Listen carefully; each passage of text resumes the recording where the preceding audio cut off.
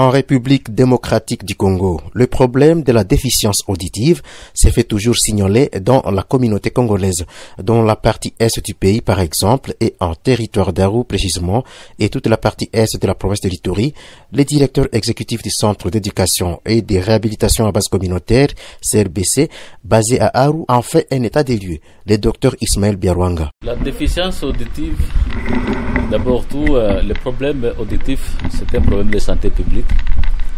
Où, si vous regardez le rapport mondial de l'OMS sur l'audition, le problème auditif, c'est environ 6,1% de la population mondiale.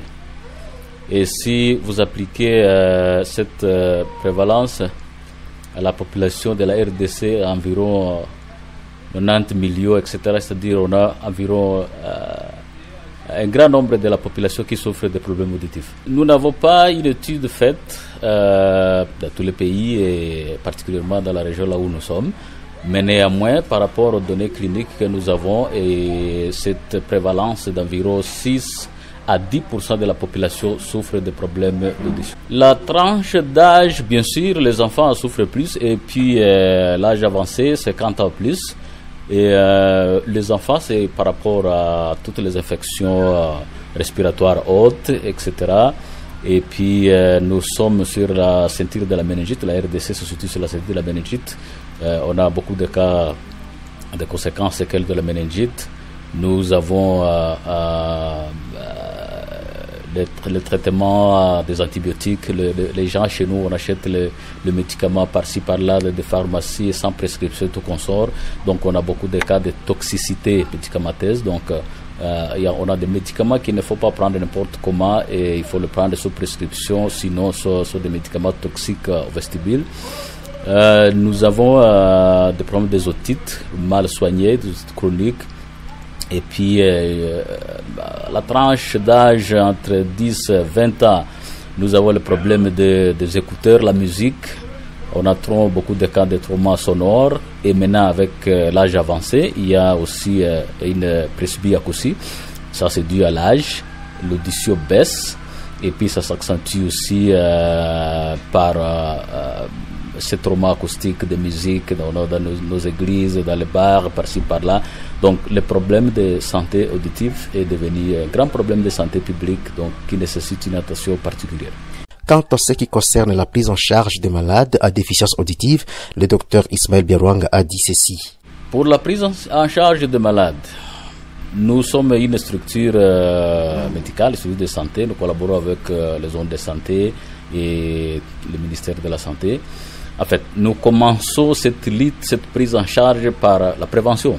Il faut prévenir d'abord. Il faut mener des campagnes de sensibilisation pour que la population comprenne des dangers qui la guettent à travers des pratiques, par exemple, de beaucoup de bruit. Il faut pas trop s'exposer. Les enfants qui ont des problèmes d'audition, etc., ils font être dépistés avant l'âge, avant le temps, en fait, pour que nous puissions avoir une très bonne prise en charge. Par exemple, quand on veut fixer une prothèse, l'enfant, il faut que ça ne soit pas tard, quand le cerveau a déjà perdu ou oublié le centre de langage. Donc on a besoin de réhabiliter les enfants tôt pour avoir un bon résultat, puis si ce résultat peut aider l'enfant à s'intégrer dans sa communauté, etc. Donc la sensibilisation est de grande importance. À part ça, nous faisons les soins. Nous soignons toutes les infections, en fait, les pathologies ORL et audition et tout ce qui est lié aux troubles de langage. Et nous prenons en charge médicalement. Et puis, nous, en dehors de ça, il y a aussi les soins de réadaptation. Ça, c'est-à-dire, quand un enfant ou un adulte a un problème d'audition, nous pouvons fixer des prothèses auditives pour amplifier le résidu de son qui lui reste, afin que la personne soit à mesure d'explorer son environnement, parler avec les autres. C'est que quand on perd l'audition, c'est le social qui devient un problème. Les difficultés sont nombreuses dans les opérations de réhabilitation des patients à déficience auditive. Les difficultés ne manquent pas. Il y a des zones qui sont inaccessibles. Il y a la situation sécuritaire parce que ça c'est un service spécialisé. Nous voulons appliquer cette approche santé communautaire, santé publique. Il faut ramener les soins spécialisés vers les gens qui sont en besoin. On fait souvent des cliniques mobiles. Nous quittons ici, ça c'est notre base. Nous allons à Bunia, nous allons à Kisangani, nous allons à Iziro. Mais aller à Bunia, c'est devenu par exemple un problème parce que on ne peut pas faire l'aventure pour nous engager à faire la route, etc. avec tout ce que nous connaissons.